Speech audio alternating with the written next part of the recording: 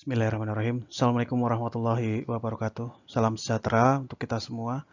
Alhamdulillah, puji syukur kehadirat Allah Subhanahu wa Ta'ala, Tuhan Yang Maha Esa, yang telah memberikan limpahan rahmat dan karunia-Nya, sehingga pada hari ini kita dapat menunaikan kewajiban kita sebagai akademisi, yaitu melaksanakan perkuliahan elemen mesin 1. Sebelumnya, saya kembali mengingatkan kepada rekan-rekan mahasiswa agar selalu mematuhi protokol COVID-19 yang telah ditetapkan oleh pemerintah, terlepas dari apakah kita termasuk yang setuju atau tidak, karena patuh terhadap pemerintahan yang sah adalah suatu kewajiban bagi kita sebagai warga negara. Pada topik perancangan Sabuk V ini, referensi yang saya gunakan adalah yang pertama, sebuah buku berjudul Cyclist Mechanical Engineering Design yang ditulis oleh Richard J. Badinas dan J. Kate Nisbet. Sedangkan yang kedua adalah sebuah buku dengan judul Elemen-elemen mesin dalam perancangan mekanis yang ditulis oleh Robert Elmott. Sedangkan yang ketiga adalah desain manual V-belt dari Mitsubishi. Mitsubishi merupakan salah satu pabrikan atau produsen dari V-belt. Nanti jikalau diperlukan hal yang lain, kalian boleh mengambil dari produsen yang lain karena memang ada produsen yang lain yang produknya beredar di Indonesia, diantaranya produsen V-belt dengan merek Bando. Sedangkan batasan pada perkuliahan di topik ini adalah hanya akan dibahas perhitungan untuk tipe sabuk yang standar atau klasik, mengingat ketersediaannya di pasar Indonesia. Sebenarnya model perhitungan atau perancangan untuk model yang lain selain klasik juga caranya mirip-mirip, dan itu biasanya terdapat pada buku yang dikeluarkan oleh produsen masing-masing. Misalnya seperti Mitsubishi juga mengeluarkan cara merancang atau menghitungnya, dan mungkin merek lain, misalnya merek Bando, juga mengeluarkan sendiri. Sedangkan batasan yang kedua adalah referensi yang digunakan adalah dari dua buku yang sudah disebutkan di awal. Jadi beberapa semua rumus-rumus dan perancangan yang ada di sini saya ambil dari dua buku referensi di depan, ditambahkan dengan beberapa data dari produsen Mitsubishi. Sebelum masuk ke perhitungan, terlebih dulu akan saya jelaskan beberapa persamaan berupa perbandingan yang ada di sistem untuk transmisi sabuk V. Pada layar monitor tampil sebuah sistem transmisi sabuk V yang terdiri dari sebuah motor sebagai penggerak, dan di sini ada puli, dinamakan sebagai puli 1 dan puli 2. Dalam pembahasan untuk kuliah hari ini, nanti akan dikenal istilah angka 1 dan angka 2, atau notasi di mana notasinya 1 dan 2. Semua yang notasinya menggunakan angka 1 berarti artinya penggerak, sedangkan notasi yang 2 adalah yang digerakkan. Nah, kalau kita lihat di sini pada penampilan atau pada pandangan tampak samping kanan, gambar ini terdiri dari sebuah puli kecil dan puli besar, di mana puli kecil ini adalah puli dari penggerak. Nah, pada gambar seperti ini akan berlaku N1 atau putaran di 1 ini dibagi dengan N2 atau putaran di puli 2, itu akan sama dengan D2, berarti diameter pada puli yang digerakkan, dibagi dengan D1 atau diameter pada puli penggerak. Dan sama dengan T2 atau torsi di puli 2 dibagi dengan T1. Nah, kalau kita lihat di sini, perbandingan antara torsi dan putaran itu berbanding terbalik. Jadi maknanya jika putarannya semakin pelan, jika putaran penggerak kedua itu semakin pelan, maka torsinya akan semakin besar. Dan sebaliknya, sama juga dengan misalnya diameternya semakin besar, maka putarannya akan semakin pelan. Seperti itu. Sedangkan beberapa data yang diperlukan untuk perhitungan puli dan sabuk V ini atau transmisi sabuk V ini diantaranya adalah yang pertama daya motor atau daya penggerak. Jadi daya motor atau daya penggerak harus sudah diketahui terlebih dahulu untuk menghitung atau untuk merancang sabuk V. Sedangkan yang kedua adalah putaran motor penggerak, atau tadi istilah penggerakan dinotasikan dengan angka 1. Jadi putaran motor atau penggeraknya itu harus diketahui dulu. Yang ketiga adalah putaran poros yang akan digerakkan. Ini berarti kita rencanakan. Jadi putaran yang poros yang akan digerakkan kita rencanakan berapa. Nah, ini harus diketahui di awal atau direncanakan di awal. atau ditetapkan di awal. Sedangkan yang selanjutnya adalah jarak sumbu antar poros yang direncanakan. Jadi jarak sumbu antar poros maksudnya seperti ini. Jadi antara puli 1 dan puli 2 terdapat poros. Jadi di puli 1 itu ada porosnya, puli 2 juga ada porosnya. Nah, jarak antara puli 1 puli 1 dan poros puli 2 ini yang disebut sebagai jarak antar poros pada pertemuan kali ini. Nah, inilah jarak antar poros yang dimaksud. Adapun tahapan-tahapan perhitungan dalam perancangan transmisi sabuk V adalah yang pertama menghitung daya rancangan. Daya rancangan ya. Nah, seperti yang sudah dibahas di slide sebelumnya, bahwasanya yang perlu kita tahu pertama adalah daya motor. Nah, daya rancangan ini merupakan hasil perkalian antara daya motor atau daya penggerak yang sudah diketahui di slide sebelumnya dengan faktor layanan. Nah, faktor layanan ini dinotasikan dengan KL. Jadi kalau dituliskan dalam bentuk persamaan, HD sama dengan P dikalikan KL. Nah, rumus ini saya ambil dari buku elemen-elemen mesin dalam perancangan mekanis halaman 249. Tidak eksplisit ditulis rumusnya, hanya saja berbunyi memang daya rancangan itu adalah merupakan daya motor atau daya penggerak dikalikan dengan faktor layanan. Nah, HD di sini adalah daya rancangan dalam satuan HP dan P di sini adalah daya nominal motor atau penggerak dalam satuan HP atau horsepower. Faktor layanan sendiri ini ditentukan tergantung pada mesin yang akan kita rancang. Jadi transmisi ini akan dipakai untuk menggerakkan mesin apa. Contohnya, faktor layanan itu dapat diambil nilainya menurut Robert Elmot dalam buku elemen-elemen mesin dalam perancangan mekanis di halaman 245. Misalnya, contohnya adalah jenis mesin yang digerakkan atau jenis mesin yang akan digerakkan oleh penggerak tadi dengan menggunakan transmisi sabuk V adalah misalnya pengaduk. Dan misalnya mesin tersebut digerakkan menggunakan motor AC. Motor AC itu artinya motor listrik tapi yang AC. Dan dia akan digunakan 8 jam. Dalam satu hari itu digunakan 8 jam. Maka faktor layanannya adalah 1,1. Dan seterusnya. Jadi faktor layanan ini harus dipilih salah satu tergantung dengan jenis mesin yang akan digerakkan dan juga jenis penggeraknya. Nah, jika ada beberapa hal yang tidak tercantum di sini karena keterbatasan, maka kalian boleh lakukan pendekatan. Misalnya, oh ini ternyata setara dengan mesin perkakas ya, silahkan. Bisa dilakukan dengan pendekatan versi kalian. Karena ini sebenarnya tidak ada salah benar karena ini merupakan faktor pengali. Jadi, misalnya digunakan untuk mesin perkakas digunakan selama 8 jam, maka dia harus dia harus mempunyai kekuatan lebih besar 1,2 kali dari yang biasa gitu. Seperti itu kurang lebihnya. Setelah daya rancangan diketahui, maka langkah selanjutnya adalah memilih jenis sabuk. Penentuan jenis sabuk ini didasarkan pada daya rancangan yang sudah kita hitung tadi dan putaran poros penggeraknya atau putaran penggeraknya. Di sini saya kasih keterangan putaran tercepat. Jadi artinya cara menentukan jenis sabuk itu berdasarkan pada daya rancangan dan juga putaran yang tercepat pada sistem tersebut. Gitu. Karena ada beberapa transmisi yang bentuknya bukan reduksi atau perlambatan putaran, tapi ada beberapa transmisi yang bentuknya adalah percepatan putaran. Jadi diameter puli 1 itu bisa menggunakan diameter yang besar, sedangkan diameter puli 2 menggunakan diameter puli yang kecil sehingga putarannya dipercepat. Nah, pada putaran ini tidak harus putaran penggerak, tapi putaran yang tercepat. Nah, adapun untuk memilih jenis sabuknya berdasarkan daya dan putaran tersebut, kita bisa lihat pada tabel selanjutnya.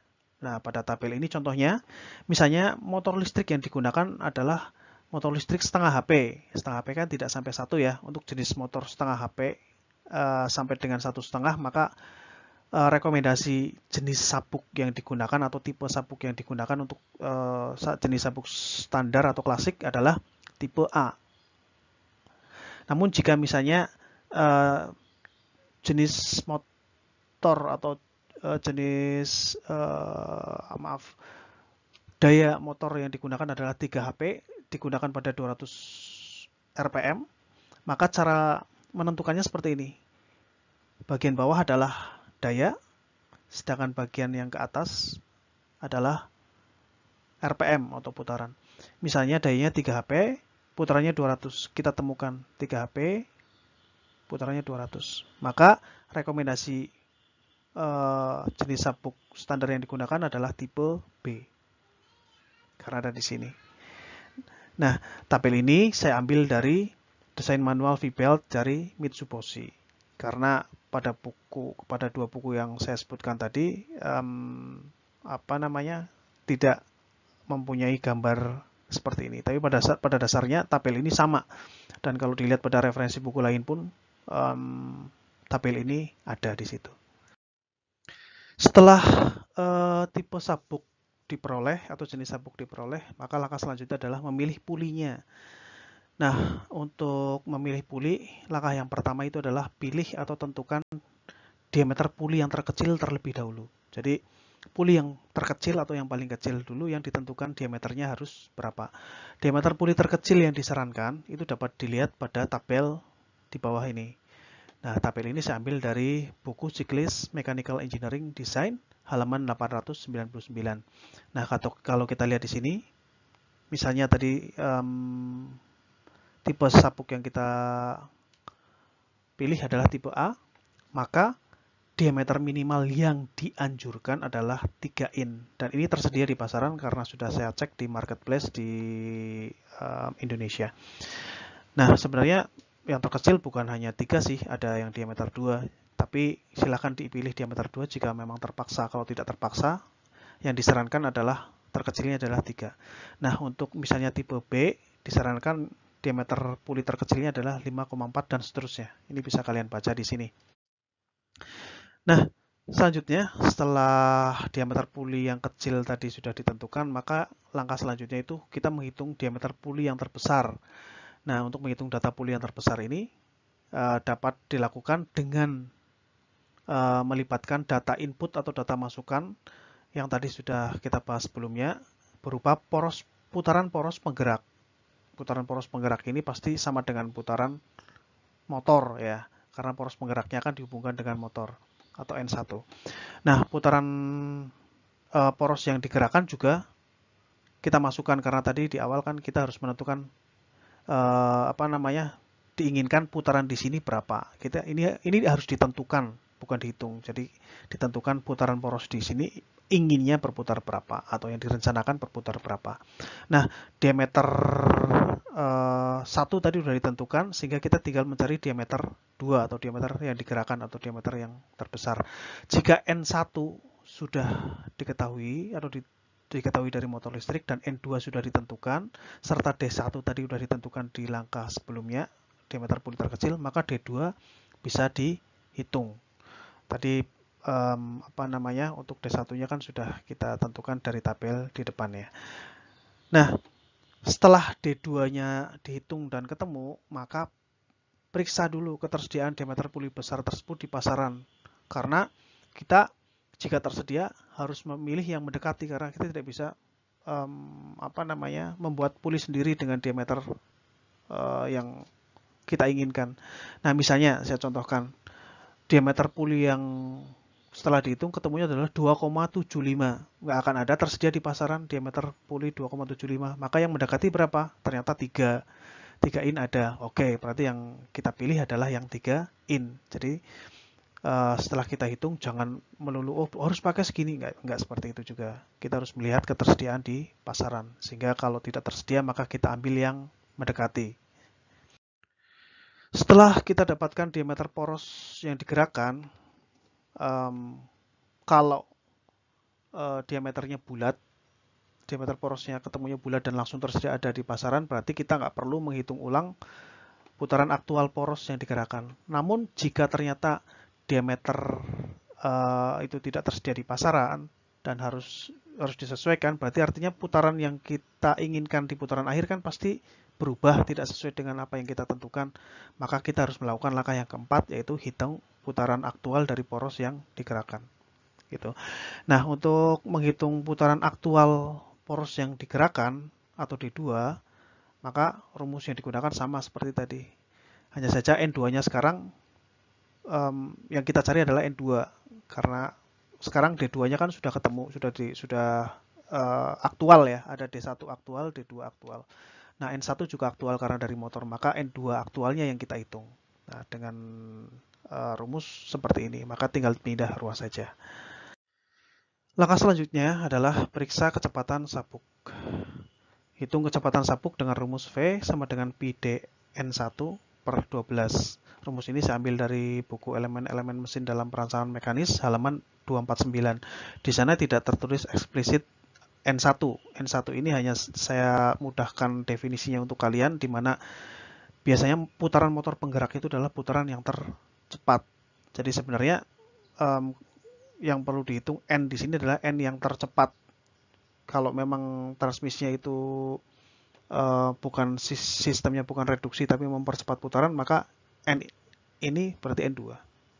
Seperti itu ya. Nah, V di sini adalah kecepatan linear sabuk dalam satuan feet per menit. Sedangkan D di sini adalah diameter puli terkecil dalam satuan inci. Nah, satunya inci, sehingga maka harus dibagi 12 untuk menjadi feet. Sedangkan yang N1-nya adalah putaran puli terkecil dalam satuan RPM. Ini yang tadi saya bilang. Kalaupun misalnya ternyata putaran yang tercepatnya puli terkecilnya itu ada di 2, ya berarti ini pakai N2. Nah, hasil V ini kita periksa. Jika ternyata lebih kecil dari 4000 feet per menit, maka aman untuk digunakan. Berarti artinya transmisi sabuk V ini aman untuk digunakan dalam sistem ini. Namun jika ternyata V-nya lebih besar dari 4000 feet per menit, ini artinya berarti transmisi sabuk V ini tidak cocok digunakan untuk sistem ini. Solusinya adalah ganti dengan sistem transmisi jenis yang lain, mungkin dengan sabuk dan rantai, mungkin dengan roda gigi. Langkah selanjutnya adalah menghitung panjang sabuk.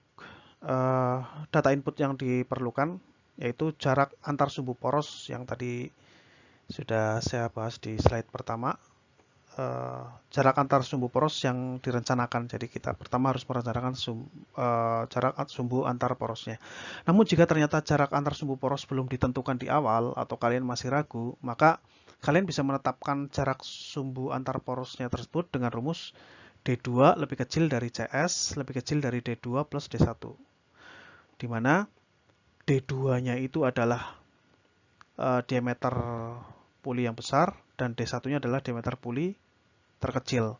Nah, CS itu harus ada di antara D2 dan D2 plus D1.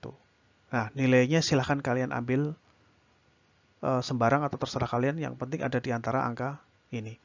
Nah, CS ini merupakan notasi yang saya berikan untuk jarak antar sumbu poros sementara. Kenapa sementara? Tadi sudah kita bahas bahwasanya jarak sumbu antar poros adalah ada di sini. Nah, sementara ini maksudnya adalah seperti ini, karena kita nanti akan menentukan panjang sabuknya nanti berapa. Jika sudah ketemu panjang sabuk yang tersedia di pasaran, baru kita hitung ulang sehingga ketemu diameter poros aktual. Seperti halnya tadi waktu kita menghitung diameter puli, harus ditentukan dulu putaran sementaranya berapa, sehingga nanti kalau sudah diameter pulinya sudah ketemu, baru dihitung putaran aktualnya. Nah, untuk langkah selanjutnya adalah hitung panjang sabuk yang diperlukan. Nah, rumus yang digunakan adalah L sama dengan 2CS plus 1,57 dalam kurung D2 plus D1 ditambah D2 min D1 kuadrat per 4 CS. Nah, rumus ini saya ambil dari elemen-elemen mesin dalam perancangan mekanis halaman 242. Di mana CS di sini adalah jarak antar sumbu poros sementara yang tadi. Nah, yang kalian perlu pahami atau perhatikan di sini adalah di sini melibatkan diameter dan jarak antar sumbu poros. Yang kalian harus pahami di sini satuannya harus sama. Ketika diameternya dalam in, maka jarak antar sumbu porosnya juga dalam in. Nah, kebetulan dalam buku referensi yang kita pakai untuk perkuliahan ini semuanya menggunakan in satuannya. Sehingga silakan kalian masukkan satuan di sini dalam inci semuanya.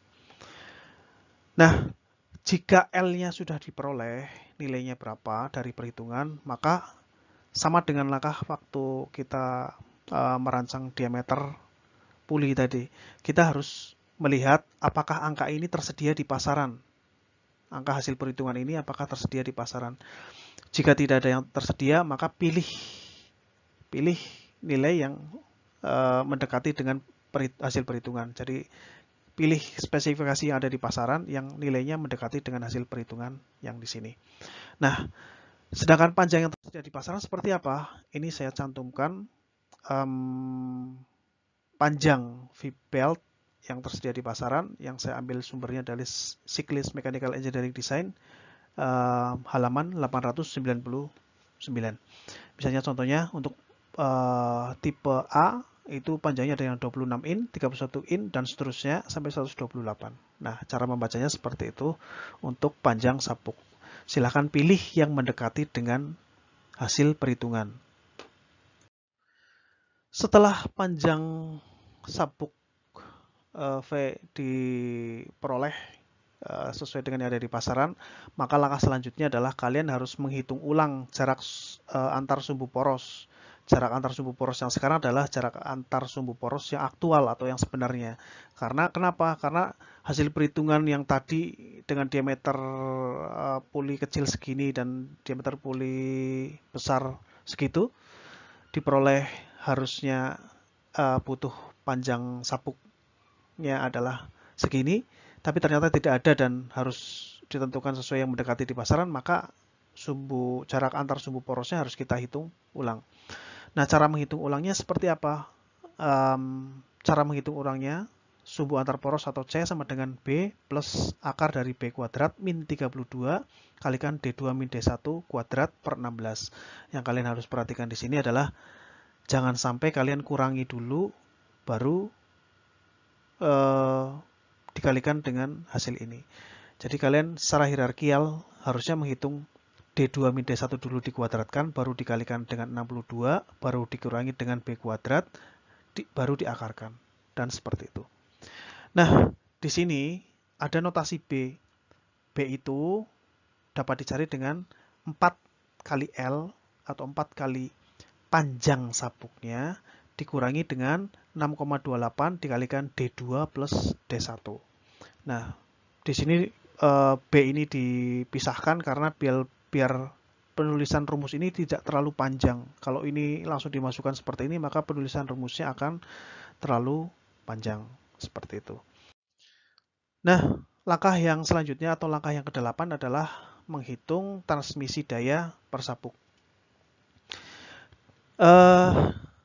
Daya yang dapat ditransmisikan oleh sabuk V yang sudah kita pilih tadi, oleh satu buah sabuk V yang sudah kita pilih tadi, itu dapat dihitung dengan rumus HA sama dengan K1 kali K2 kali H tab. Nah, rumus ini saya ambil dari Cyclist Mechanical Engineering Design, halaman 900. Nah, untuk rumus ini atau notasi ini, HA udah jelas, dia merupakan transmisi daya per sabuk. Sedangkan K1 itu adalah sudut kontak puli terhadap sabuk V. Sudut kontak puli terhadap sabuk V. Nanti akan kita jelaskan di slide berikutnya. Sedangkan K2 adalah faktor koreksi untuk panjang sabuk V. Dan HTEP di sini adalah rating daya sabuk V. Ini juga nanti akan ada tabelnya di slide berikutnya.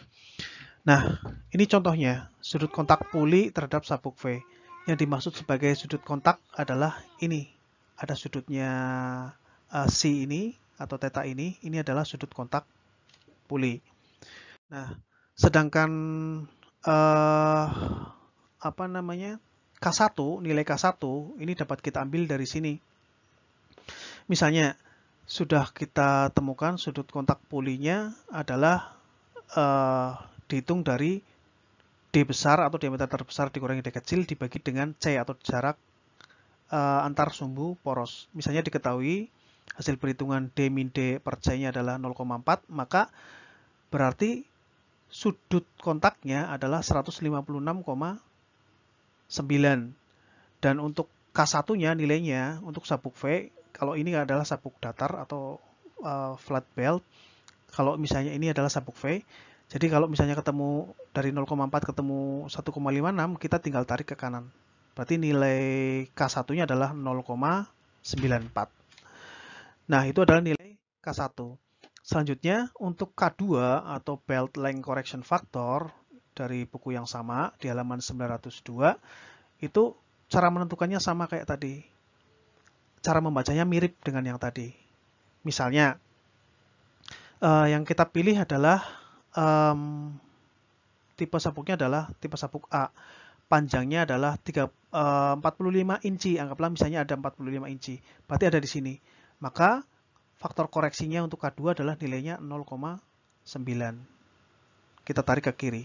Dan seterusnya untuk B, C, D, dan nilai yang selanjutnya, cara menentukannya sama. Nah, untuk HTAP atau horsepower rating dari rumus yang di depan, itu dapat diambil dari tabel ini, tabel 1712 dari sumber yang sama di halaman 901. Misalnya tipenya yang kita pilih adalah tipe A, dan diameter puli terkecilnya misalnya diameter puli terkecil atau D1 itu adalah 2,6, dan putarannya misalnya dari tadi perhitungan sebelumnya diperoleh 3.500, 3.000, maka kita tinggal tarik ke kanan. Diameternya puli terkecil 2,6, terus belt speednya atau kecepatan dari V-beltnya adalah 3.000 feet per menit, maka nilainya untuk HTAP itu tadi adalah 0,53. Nah, ini adalah cara membacanya. Namun, jika misalnya ternyata diperoleh belt speednya anggaplah 3.500 kan tidak ada di sini ya. 3.500 sedangkan diameter puli terkecilnya adalah 2,6. Karena 3.500 tidak ada di sini, maka kita perlu lakukan yang namanya interpolasi linear. Nah, tentang interpolasi linear, seperti apa caranya akan kita jelaskan atau kita akan rememori pada slide yang selanjutnya. Baik, saya akan mengingatkan kembali atau rememori tentang interpolasi linear. Saya tidak perlu gambarkan yang lain-lain, yang penting saya pengen menceritakan ke kalian aplikasinya. Misalnya, dari data A dan B. A itu ada data 2 dan 4, ini adalah kepunyaan A, dan yang B ini adalah ada data 500 dan 1000. Nah, jika misalnya kita inginkan, kalau misalnya A-nya 2, B-nya 4, A-nya 2 nilainya ada 500, A-nya 4 nilainya adalah 1000. Nah, kalau nilai A-nya 3 itu berarti B-nya berapa? Kalau dalam ini saya kasih contoh angka yang gampang, karena kalau kita lihat di sini pasti B-nya 750 karena udah pas di tengah-tengah dan angkanya pasti atau bulat. Ini kalau angkanya tidak pasti atau tidak misalnya di tengah-tengah 2,2 ini akan jadi susah. Namun sebenarnya ada cara untuk mengetahui jika misalnya ini angka berapapun yang ada di sini, misalnya 2,1 itu berapa B-nya. Ini ada caranya. Nah, caranya gimana? Itu namanya interpolasi. Jadi data tersebut diinterpolasi secara linear. Nah, sebagai contoh, di sini saya contohkan misalnya jika A-nya 3, maka nilai B-nya berapa? Jawabannya udah pasti tahu. Di sini harusnya 750. Namun saya akan ceritakan caranya, cara mendapatkannya seperti apa. Nah, cara mendapatkannya, misalnya ini saya tuliskan, tabel ini saya tuliskan angka 3. Angka 3-nya berarti berapa? Kan jadi seperti ini ya. 2, 4, 500, 1000. Nah, berarti di angka 3 ini X-nya berapa? Atau berapa nilai X ini di sini? Kan seperti itu ya. Nah, untuk mencari seperti ini, terlebih dahulu kita akan bikin sebuah persamaan. Persamaan ini sebenarnya sangat mudah untuk diingat. Yang pertama, kita harus mengurangkan antara 3 dikurangi dengan 2. Atau yang belum diketahui dikurangi dengan nilai yang terkecil. Nah, ini 3 dikurang 2. Di sisi A ya, dibagi dengan 4 juga dikurangi dengan 2. nilai terbesar dari A 4 dikurangi 2. Jadi 4 dikurangi dengan 2. Itu harus sama dengan ini juga yang tengah dulu. X dikurangi dengan angka terkecil dari B adalah 500. X dikurangi dengan angka terkecil dari B adalah 500. Dibagi dengan angka terbesar 1000 dikurangi dengan angka terkecil 500. 1000 dikurangi dengan 500. Nah, ini adalah persamaannya seperti ini. Kalau sudah seperti ini,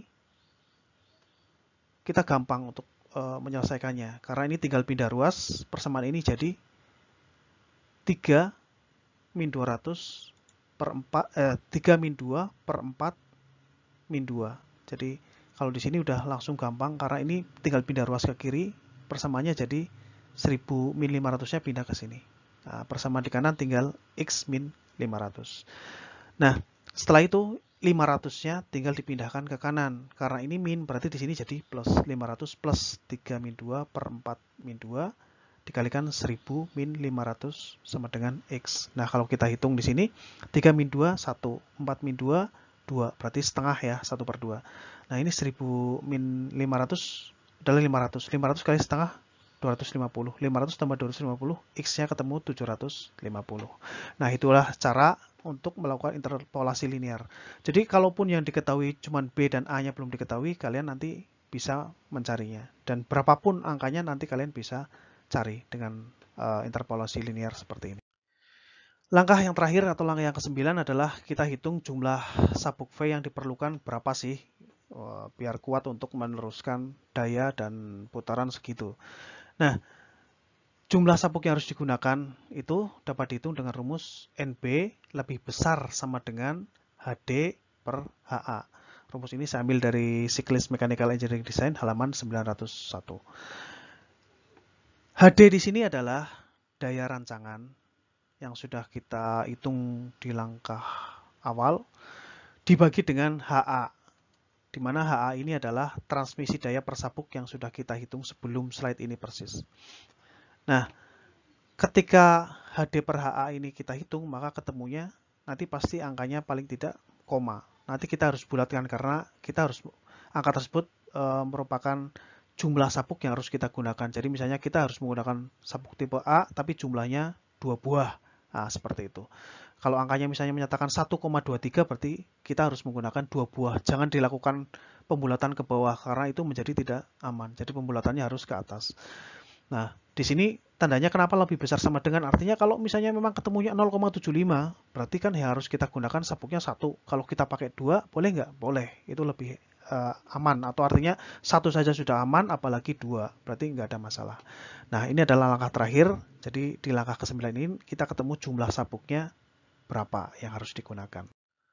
Dari rangkaian perhitungan yang sudah kita hitung sebelumnya, langkah-langkah perhitungan yang sudah kita lakukan sebelumnya, maka hasil perhitungan yang harus kalian tampilkan atau hasil perhitungan yang nanti akan kalian dapat gunakan diantaranya adalah rangkumannya seperti ini.